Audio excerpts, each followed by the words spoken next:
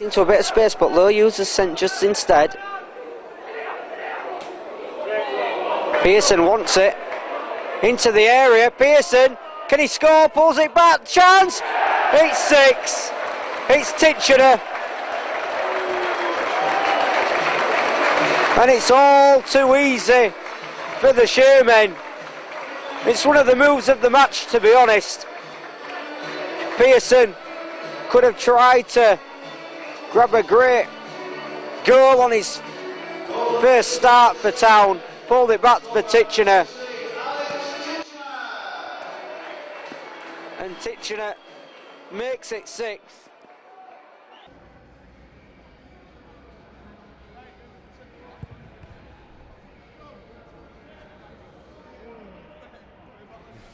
Basically, it first started off, just used to go to after school sessions at my school. I think it was about roughly 7 or 8. And within a few weeks, they put me forward to go and play for my county team, Denbighshire, back home in North Wales. And then within, being there 3-4 months, we played Everton. And I found myself at Everton at the age of 7. And basically, it was just a case from the age of, say, 7 to 12. Basically playing, Sunday league football, school football, and having trials at a few clubs, clubs like Blackburn, Man City, Tranmere, Everton as well again, and then I found myself at Crewe.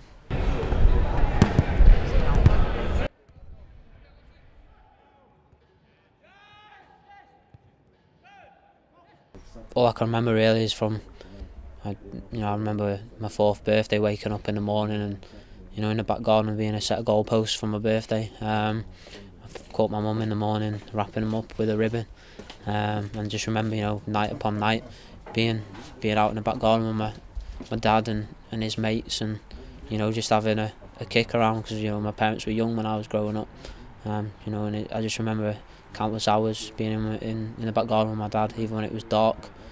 Just hours upon end of playing football with my dad, and that's how it started really.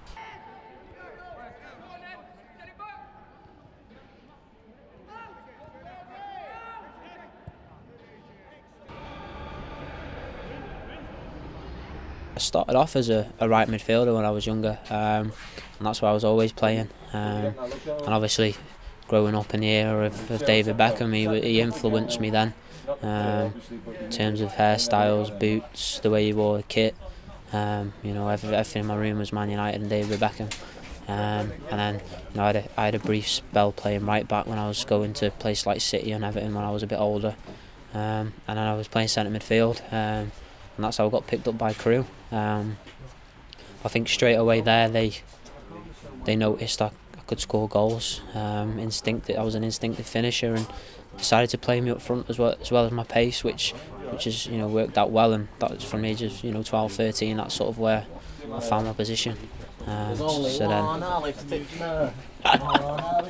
So then obviously you start to look at strikers, and it was Michael Owen, and then as I got towards 16, 17, 18, it was Torres. So I used to watch people like Torres and see how they play their game, try and get to games and watch them live in the stadium to see how they played, and if I could add little bits like that to my game.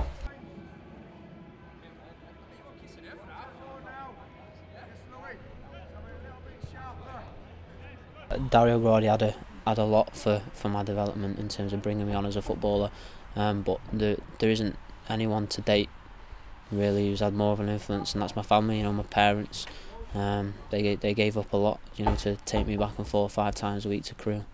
And without them giving up things that they have, I would never have had the opportunity. So the coaches and that have an input, but without mum and dad I wouldn't be where I am today. 7 Chris Wordsworth, 8 Sean Williams, 9 Alex Titchiner. In terms of non-league football, it got me back to where I fell from. I left Crewe as a young pro at 18, 19. And found myself playing at Colwyn Bay. Well, I wasn't playing at Colwyn Bay. Then obviously went to Witton, as everyone knows, and it's non-league football that's got me back to where I thought I should never have left in the first place. I was lucky enough to get signed back into league football and play a few games, and then like you said, I've come to Halifax the first time round and done well. which has, you know, put me in better stead for going back there, and found myself in the team. You know, and then touching on that whole mental thing with me again, you know, I came out of the team and sort of lost my head a little bit. You know, so coming back here, it's helped me clear my head once more, and you know, I played some games and scored some goals, which is helped me a lot. And yeah, I do think non-league has helped me, not just me but a lot of other players as well, making the games, because you know, you get a lot of good young players and some lads as well who are a bit more older, but they've still got a chance of making it. So non-league's good for in terms of higher up the system.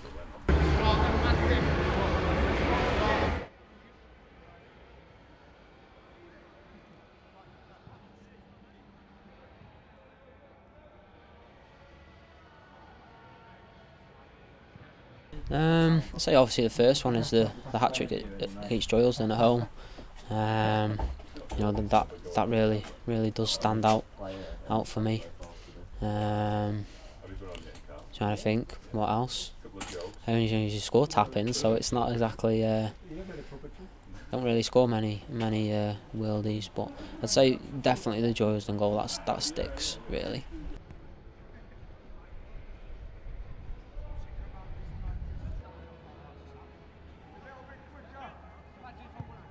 You know, I think the first thing you've got to enjoy it. You know, I've grown up really taking it seriously, not because of what other people have said to me, but because of the sort of pressure I put on myself. And you know, at times I do sort of struggle with my head mentally in terms of getting over the bad things that happen in football. I say the first thing is learn to play with the game with a smile on your face. And you know, second thing is, if you are wanting to sort of try and make it in the game, is give it what you've got, because sometimes you only get one shot. In terms of, you know, that might be practicing in the garden. If your mates are sat in the house playing Xbox and PlayStation, but you're outside in the back garden practicing what you can in terms of developing your skills, I think it's going to stand you in better stead.